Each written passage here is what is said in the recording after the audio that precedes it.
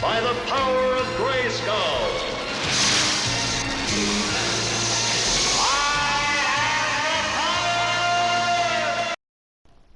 Hello, this is just a quick review for Mount&Blade 2 Bannerlord. It's a PC game converted finally for the old consoles. I've never played Mount&Blade 1. I've never played many PC games. I've always been a console person, so this literally is my first impression, like all my videos, of this game and how well it converts from the PC into the old PS4. But like I said, it's much harder playing it with a controller, I know that, but for anybody who's just trying to get used to the controls, like, don't think, oh, I'm not going to try it. It is a bit overwhelming when you first start, but you do get the grips of it quite quickly once you've given it a try. It's got a really in-depth character creation. You basically, you pick your height, your weight, you've got sliders so you can choose your face, your eye colour, your jaw, everything you can do, eyebrows, hair, and then you do your background, where your family's from, and like stuff like that, like the traits that you have when you're growing up. I didn't realise, I mean, I did watch a few reviews, but I've only just realised that I should have picked some different traits at the beginning, because apparently if you're a steward, then you're basically, the more you level that skill up, you can hire more people to fight for you and stuff like that. It's like this game has got a really steep learning curve if you've never played these kind of games before. It's basically like a strategy game. It's like a strategy game, like those games like Roller Coaster Theme Park, and the ones where you've got to like look after a zoo, or like The Sims, where you micromanage everything from like the ticket prices to how much the popcorn costs and shit like that. Well, this is exactly the same, but you micromanage your army, your businesses, like everything basically. So it's one of those games where you've really got to keep on top of what's going on, but also it gives you the freedom to do whatever the fuck you want. So it's up to you if you want to just be a merchant, and you could basically sell stuff, go to one end of the map, buy something, go back to the other side of the map where they'd never get fish or whatever, and sell it to them at a high price and all this stuff. And you can really make money by doing that. You can hire an army. You can, you could just create wealth by living that lifestyle. You could be a mercenary. You could actually try and expand your clan, take over settlements, take over castles, and eventually become a king yourself. You can get married to noble, like, daughters and like princesses and lords and ladies and shit. So then you can yourself can marry into the royal family. You can you've got like a brother and a sister that you rescue in the story mode. So they join your like posse, like clan, I think it's called. And then they can, like, you can marry your brother off and marry your sister off to, get better political ties with these different factions, because it's a huge map, absolutely huge. And what I was saying before, like a strategy game, those games where like you point and click, there's like a little avatar of you on a horse on a world map, and you point to a click on the floor, and then the little horse runs over to that where you've just pointed. Well, it's like that for the most part. And then whenever you want to have a battle, or you want to explore the castle, or go to the tavern and talk to somebody, or go to the hall, like the Lord's Hall, and go and talk to the Lord, it goes into 3D, space, where you're actually walking around a 3D space in graphics. But for the most part, you can save time by just doing everything from this like big map. It sounds shit when you say it out loud, but when you're actually playing it, it's quite good, and it becomes addictive, like this map here. Um, and you're just pointing and clicking, and your little horse blokes running around. But you see like looters coming out the forest. You see other caravans full of stuff, like shops and that. You see other parties, other war parties and stuff kicking about. So you can battle anybody you want on the map, and also the NPCs are living their own life all the time. So people move. You might be on your way to a village to go and find some guy to get his blessing so you can marry his daughter or whatever. And then by the time you get there, because it's took you 2 days to ride there, and by the time you get there, he's went somewhere else. So you've got to try and find out, go to the tavern, you've got to ask people where he is and that. You know, it's so in-depth, this game. To me, I think if I was the game developer, I think they've chucked a bit too much into the game.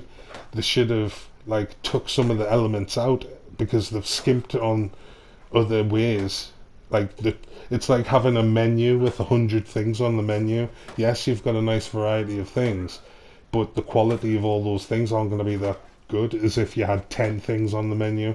You haven't got that much to do, but you're getting better quality, and it's that kind of thing. I think it's spread out a bit too much, but that doesn't really put it down in any way. I'm not trying to shit on it.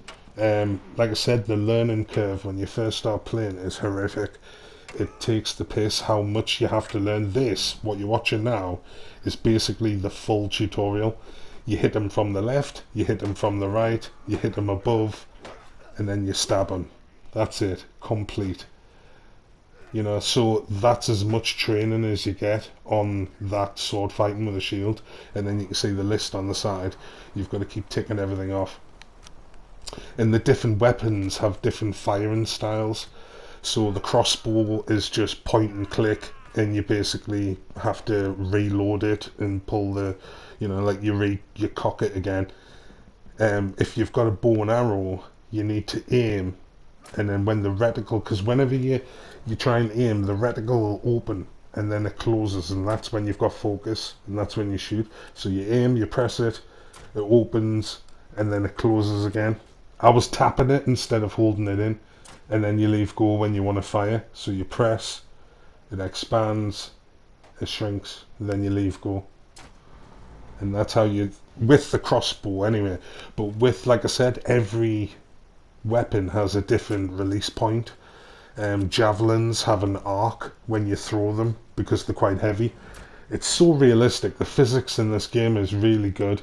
If you're attacking someone at horse and you're running at them full chat on your horse, you're going to do more damage if you ram into them as if you're just walking slowly towards them. It takes into account everything, even when you're swinging your weapon, from how fast and where you're swinging it from, and it takes everything into account, and it gives you the damage accordingly. But when you first start, because it must be a common thing on PC games, you've got hit points. The numbers will flash up after you've hit someone, and it tells you, every time you hit them, it says 18, 18, 18, because you've taken 18 points off them. I turned all that shit off. You've got little white arrows on the screen telling you which way you're trying to block. The directions where your block is. Because like I said, you've got a block from the left, a block from the right, and a block above and a block below. So to remind you, they've put little white arrows so you know which way you're facing, but you can basically tell by where your arm is, so you know. These are you're going to be doing this a lot. You're going to be trading with people a lot, and this is what the menus are like. And at the top, all those little circles, you've got your armor, and then you've got your pedestrian, civilian clothes, and then they're just categories, those circles.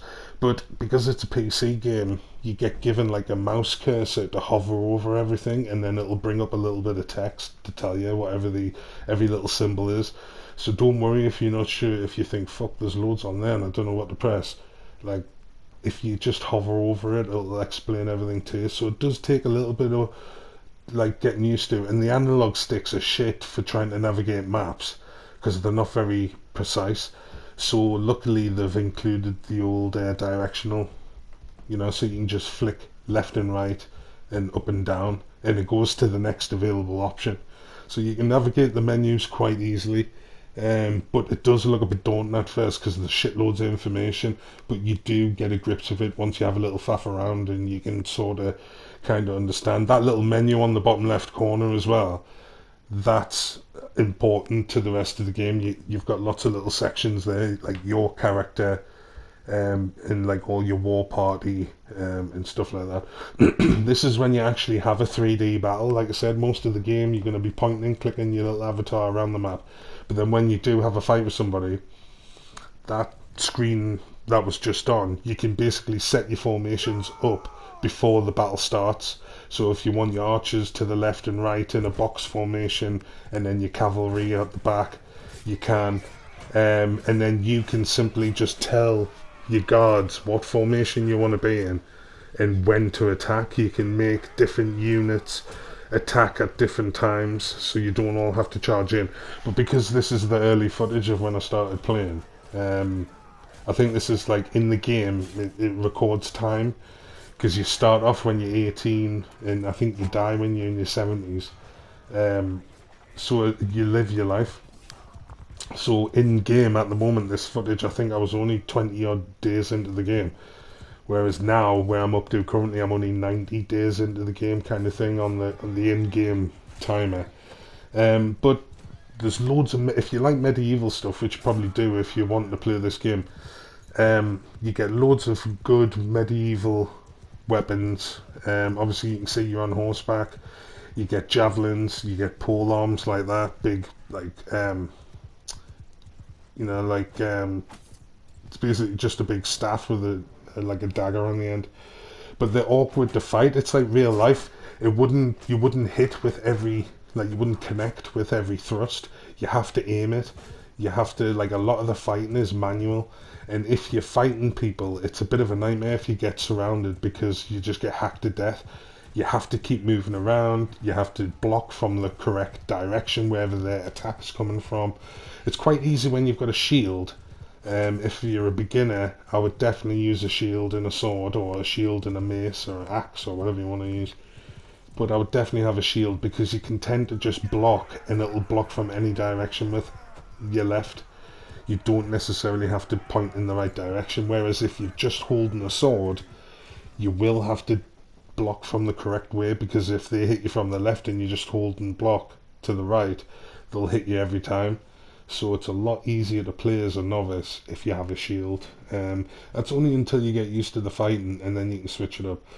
On my current build, I haven't put anything into archery or horse riding, and yet now that's how I play.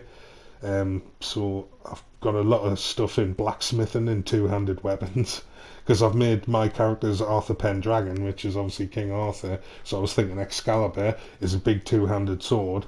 I'll blacksmith my own, and I'll make it, overpowered and all that shit. But now I know how the game works, it's a shit choice, because you need to have all the charcoal and iron ore, and you need all the ingredients. If you've ever played Skyrim, it's a bit like that. You need to have all the shit ready before you can build anything. You can go to the blacksmith in the castle or whatever and try and buy something, but everything's really expensive. It's like 36 grand for a sword, or 50 grand for a sword, and you might only have 2 or 3 grand in your purse at the moment. So it's one of those things where I would just concentrate on your steward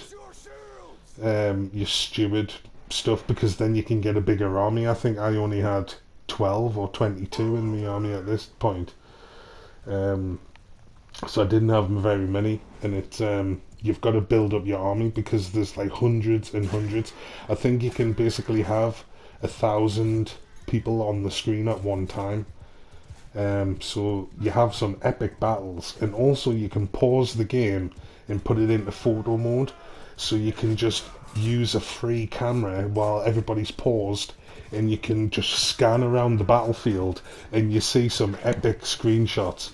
People getting stabbed, like blocking arrows, and horses getting killed and stuff like that. So it's great just to have a big battle, more people the better, and then just pause it after about 10-15 seconds of the battle starting, and just have a little look around. You can get some really good shots for your like PlayStation background if you ever use your screenshots for that. But you see at the top, those 3 faces, they're the nobles who are in the town at the moment. That blue square menu at the side, that'll say like, go to the hall to meet the lords, go to the tavern, go to the armory, go to like You know, you go to the arena. That's another place you can actually fight in the arena, and it's basically you have team battles or you have one-on-one battles or everyone for everyone, like free for alls. You get given random weapons and random like everything, so you have to be careful. But what the armor that you wear is the armor that you'll have on when you get in there, so you can go in there prepared with really good armor, and then you know you'll have a better chance. But it's all about just how you want to play. I mean, do you want to be a mercenary, work for some other king, and just earn money by fighting battles over and over again? You could just become, you know, like a king yourself. Like I said, you could. It's up to you how you want to play, which is great, and it doesn't give you too much. This is what you got to do. This is where you need to go.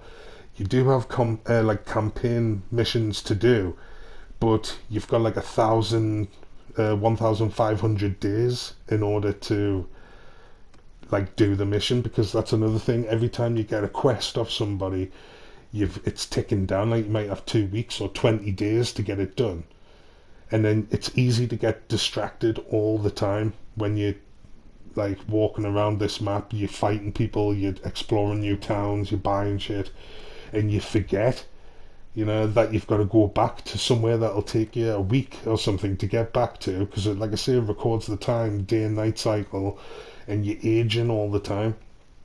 So you don't want to travel around as much as you can. You want to try and do as less unnecessarily long distances.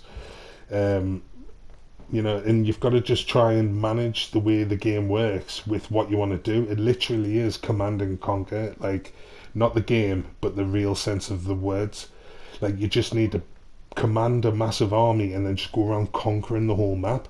Like a Genghis Khan would be a good playthrough where you archers on horseback and you've got like an army of 800 people or something, and you're just traveling around the map, just pillaging every single village, and you're just pissing off every faction, because if you fight somebody then you're now at war with that faction, so every time they'll see you they'll try and attack you, and you can build other good relationships with other factions. So if you're in a fight you can ask them to help you, or you can actually help them if they're in a fight, and you can fight on their side, and that'll build up relationships. So later on, if you want to use them for your own political advantage to help sway the way the people think, you know, because people rebel as well. If you've got a castle with villagers, and if the guy who's in charge of the castle, your companion who works for you, if he's not from that area, then the villagers will rebel and they'll try and overthrow him. So you've got to have somebody who they know from the area, so they like him. It's stuff like that. Like there's so much detail in this game. They've really overreached, but I think they've actually hit the spot. There's only sometimes it lets you down. The fighting's a bit janky, and you know it's not perfect. But if it was working on a bigger engine, you know, like an Unreal 5 engine or something like that, and it had unlimited budget, it would be one of the best games that's ever been made. But if you do like it, it's about 30 quid at the moment. I think until the 22nd it's only 30 quid.